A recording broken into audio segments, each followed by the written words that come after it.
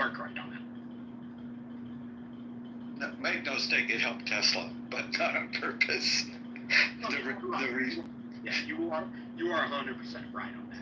And I can make one contribution to this Elon conversation. Read his biography by, I've forgotten his guy. Walt Isaacson. There you go, Isaacson. That was an astounding biography. And let me tell you, I was commissioned in 1965, and my whole career was in nuclear submarines. And it lasted until 1988. And I was a student of a program run by a guy named Rickover, Admiral Hyman Rickover. And I have never heard of a bigger asshole that was more effective than Admiral Rickover, the father of the nuclear navy. And let me tell you, it was a tough program to live under. But absolutely, he was a genius. And as I read Elon's biography, I thought, this is a clone of Admiral Rickover. The other thing is Elon, we're fans, but we understand his faults, and he's got a lot.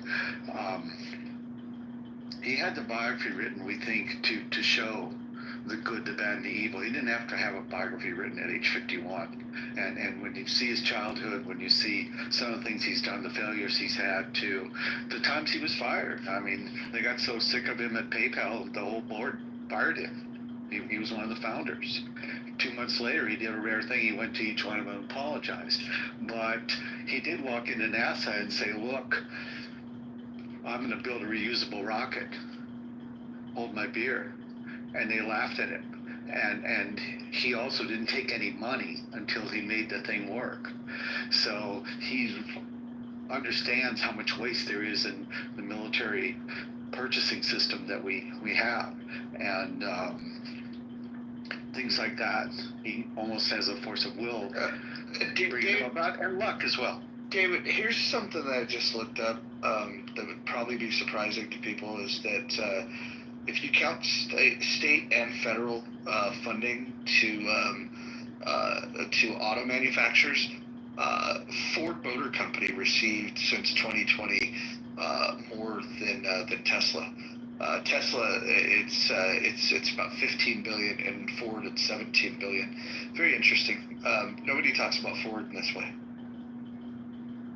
Ford has $150 billion in debt. Tesla has $37 billion in free cash flow in the bank. And even during his worst quarter, the first quarter of this year, he put another $1 billion in the bank. He's lowered cost of goods sold by making his cars 3 times in the last 2 years and improving them. So he is very driven, very hard to work for on the spectrum. I don't think that he should be in government. He wasn't elected. I know we like some of the results he was thinking of doing, but he's known for cutting things until they break, and it works in a factory. He made it work at X, but it doesn't work as well in government, because you can't build it back in government as easily.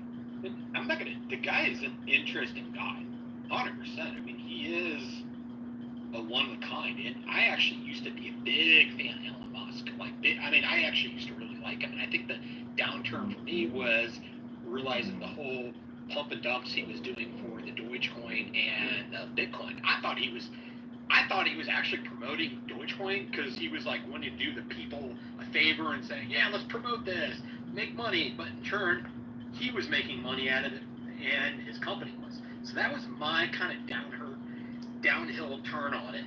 And then when he joined the government, I'm a former government. I have a lot of friends that work for a lot of agencies, whether it's still for the Homeland Security, for the Fish and Wildlife. I currently work in the conservation field, and I know people's jobs that are unfairly cut. These people aren't making hardly any money. Wait, what do you mean unfairly cut? If the idea that people are entitled to government jobs, or that the government is even within the scope of what they need to be doing when it comes to some of these agencies, honestly, I don't think the cuts went deep enough. Every time a government worker gets fired, I believe an angel gets their wing. Yeah, let me speak up. Can you speak up?